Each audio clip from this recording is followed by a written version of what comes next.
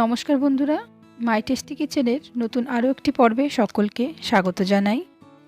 চলে এসেছি eggless red velvet কেকের রেসিপি নিয়ে।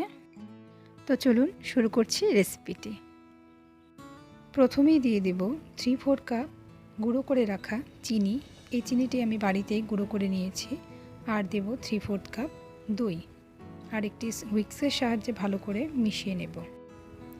এখন একটি স্ট্রেনার বসিয়ে দিয়ে দিব 1 কাপ আর 1/8 কাপ ময়দা, দিয়ে দিব 1 teaspoon baking powder, cocoa powder দিয়ে দেব 1/2 টিস্পুন, বেকিং সোডা দিয়ে দেব 1/2 টিস্পুন, আর 5 টেবিলস্পুন গুঁড়ো দুধ দিয়ে ভালো করে চেলে নিব যাতে কোনো দানা না থাকে।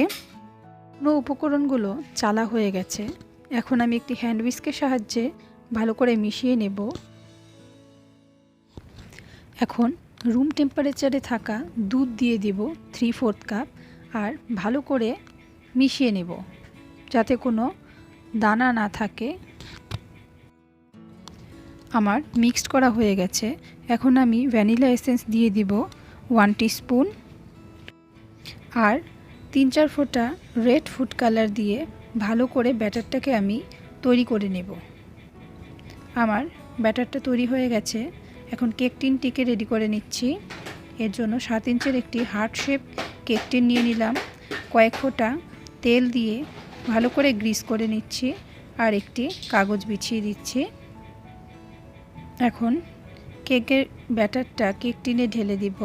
কেক টিনটাকে সামান্য একটু ট্যাপ করে নেব আর প্রিহিটেড ওভেনে 180 ডিগ্রি তাপমাত্রায় 30 থেকে 40 মিনিটের জন্য বেক করে নেব। 40 মিনিট পর কেকটাকে আমি চেক করে নেব। ছুরিটা আমার পরিষ্কার বেরিয়েছে, তার মানে কেকটি হয়ে গেছে। এখন কেকের সাইডগুলোকে আমি কেক টিন থেকে আলাদা করে নিচ্ছি।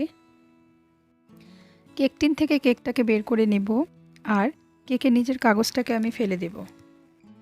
ভিডিওটি ভালো লাগলে একটা লাইক করে দেবেন আর চ্যানেলটিকে সাবস্ক্রাইব করে পাশে থাকা বেল আইকনটিকে প্রেস করে দেবেন আমার ভিডিওর আপডেট সবার প্রথমে পাওয়ার জন্য।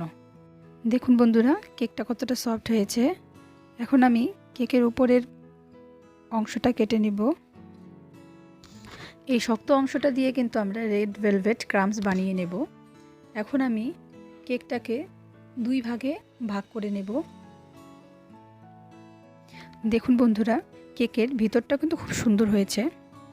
আমি আজকে কেকটা হুইপড ক্রিম দিয়ে ফ্রস্টিং করব। তার জন্য 1 কাপ ক্রিম নিয়ে নিলাম আর বিট করে নেব। ক্রিমটা বিট করা হয়ে গেছে। এখন আমি কেকের মধ্যে লেয়ারিং করে নেব। আমি প্লেটের মধ্যে একটু হুইপড ক্রিম লাগিয়ে তার মধ্যে কেকের একটা অংশ দিয়ে দিব আর সুগার সিরাপ দিয়ে ভালো করে ময়েস্ট করে নেব। সুগার সিরাপ দিয়ে ময়েস্ট করা হয়ে গেছে। এখন আমি ক্রিম দিয়ে দেব আর একটি প্যালেট নাইফের সাহায্যে ভালো করে ছড়িয়ে দেব।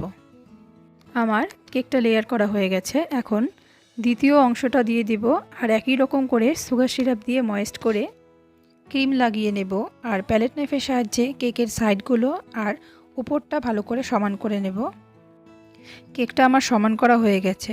এখন আমি ডিজাইন করে নেব।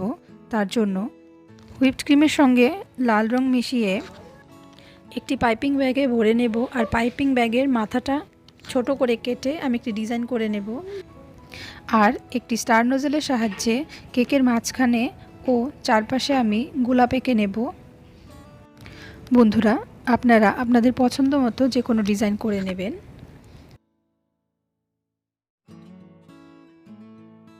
এখন কেকের মাঝখানটাতেও আমি কয়েকটা গোলাপ এঁকে নেব। এই ফাঁকা অংশটাতে আমি রেড ভেলভেট ক্রাম্ব দিয়ে ভরে দেব।